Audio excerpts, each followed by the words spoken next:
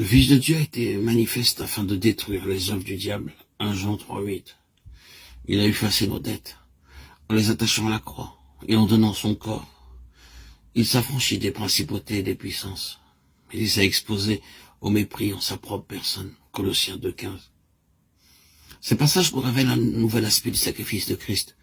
Par sa mort, il a dépouillé les principautés et les puissances qu'il a exposées en spectacle, en triomphant d'elles.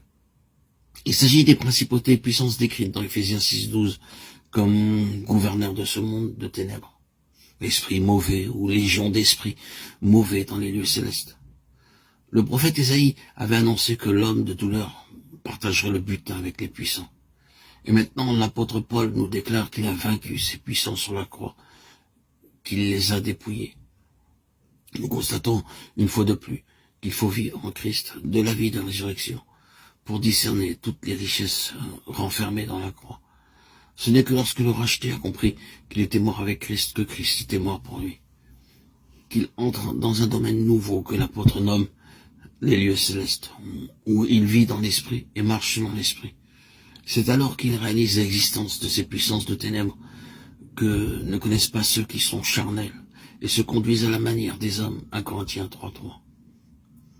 Ces légions d'esprits mauvais, ces puissances de ténèbres, sont donc intéressées à ce que les enfants de Dieu ne puissent comprendre la prédication de la croix, à ce qu'ils ne puissent pas saisir toutes les richesses qu'elle recèle pour eux.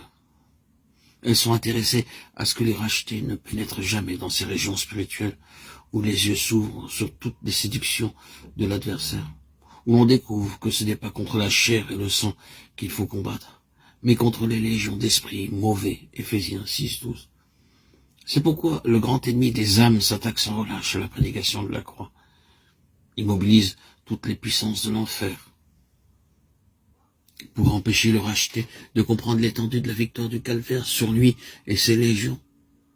Que de chrétiens qui, dans les premières étapes de leur vie chrétienne, se laissent persuader par l'adversaire de sa non-existence.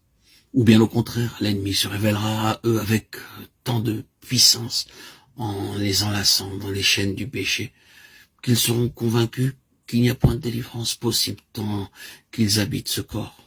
D'autres discerneront l'ennemi, mais le combattront avec des armes charnelles, armes bien inutiles.